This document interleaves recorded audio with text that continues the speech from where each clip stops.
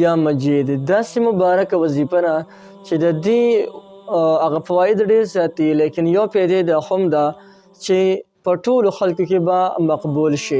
الله جل شانه به دې په ټولو خلکو کې مقبول کړي که کله د دې وظیفې ذکر کوي. دویمه فایده دا ده چې الله به د روزي داسې پراخه کړي چې د ستا په وهم ګمان کې به هم نه تېرېږي. او دریمه فایده د دې دا ده چې یو انسان د دې خبرې خواهشمند دي چې ماته د اعلی مرتبې هغه حاصلې شي. انشاءالله چې د دې وظیفې په برکت به درته الله جل شانه دغه چې دی اعلی هغه مرتبې هم درکړي. بسم الله الرحمن الرحیم. السلام علیکم ورحمت الله وبرکاته. زما وروڼو او خویندو، نن درته د الله جل شانه د یو ډیر مبارک نوم د یا مجیدو وظیفې داسې عجیبه برکات ښیمه. کله چې تاسو د دې اسم مبارک وظیفه را ونیسئ، هر قسم حاجت دپاره د دې وظیفه را ونیسئ، نو هغه حاجت به د الله جل شانه پوره کوي. لیکن بیا د انسان حاجتونه مختلف دي. بیا د هر حاجت دپاره د دې اسم مبارک د یا مجیدو وظیفې د دې د هر حاجت دپاره وظیفه کول هغه جدا جدا طریقه ده. هغه طریقې هم درته زه ښیم چې د رزق دپاره موږ دا وظیفه کوو چې زموږ روزي ورسره پراخه شي، د هغې دپاره به دا وظیفه په کومې طریقې سره کوو. دویمه خبره چې یو انسان دی او هغه د دې خبرې خواهشمند دی چې یاره ماته د اعلی درجې حاصلې شي، په دې مخلوق کې د ماته یوه لویه درجه چې کوم دی حاصله شي، زه د لویې مرتبې خاوند شم، د هغې دپاره هم د دې هغه چې کوم دی وظیفه کول د هغې طریقه لږه شان بدله ده. د دې نه علاوه که یو انسان دا خبره غواړي چې یاره ما سره دې هر سړی محبت کوي، هر سړی د ماته د قدر او د عزت په نظر باندې ګوري، نو هغه رونه د هم دا وظیفه پابندۍ سره کوي. انشاءالله چې دې وظیفې په برکت باندې به دا حاجتونه پوره شي. او د دې نه علاوه زرګونه حاجتونه نور هم دي چې دا یا مجید وظیفې په برکت باندې به الله جل جلاله د ستاسو پوره کوي. مجید دا هغه بزرگ ذات ته وایي چې د هغه ډیر زیات بخشش والا وي. کم ذات چې ډیر زیات دغه وي بخشش والا وي، نو هغې ته وایي مجید. دا د بزرګانو یو خاص ذکر دی. کم کس چې د یا مجیدو ذکر پابندۍ سره کوي، هغونه به د الله جل شانه یو نیک انسان جوړیږي. لیکن د دې سری دا کس به د یو خبرې لحاظ ساتي، او د دې خبرې لحاظ به ساتي چې د حرام څیزونه به قطعا نه خوري. څلوېښت ورځې پابندۍ سره که د دې اسم یا مجیدو وظیفې ذکر وکړي او د حرام څیزونو نه خپل ځان ساتي، حرام څیزونه نه خوري، خېټه کې نه اچي. بله خبره چې دا مشتبه څیزونه چې د پې باندې ګمان راځي، شکه پې راځي چې یاره دا حرام دي او که نه، هغه مشتبه څیزونه دې نه خوري. او 5 واړه وخته لمونځ دې پابندۍ سره کوي او د خپلو سترګو حفاظت دې کوي، او بیا دې د یا مجیدو ذکر په کثرت سره کوي، نو الله جل شانه به د انسان د بزرګۍ مقام ته ورسوي. یو پیدا. دویمه پیدا د دې دا ده که یو انسان د رزق دپاره د دې وظیفه رانیسي، او یو انسان وی چې زما روزي دی الله داسې پراخه کړي چې زما تر د نسلونو پورې وي، الله تعالی دا روزي اړه ختمه نه کړي، زما چې څومره نسلونه را روان دي هغوی هم ټول د دې دغه نه وظیفې نه پیدا اخلي، نو د هغې وروڼو دپاره هم دا وظیفه ډېره زیاته کافي او شافي وظیفه ده.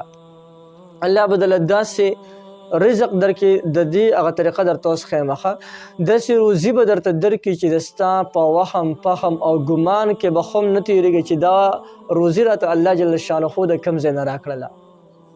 خصوصا د هغې وروڼو دپاره چې د هغوی روزي لنډه تنګه وي، هغوی د روزۍ نه ډېر سخت چې دی هغه پریشان راغلی وي، هغوی د نن نه د یا مجیدو د وظیفه دا دې وشروع کړي. انشاءالله چې الله به روزي داسې پراخه کړي چې دا به ورته خپله ښه خیران پاتې شي. راځئ چې د رزق د پراخۍ دپاره دا وظیفه کوو، نو څنګه به یې کوو؟ د دې سره به یا باغې څو دا هم د الله جل شانه یو ډیر مبارک نوم دی.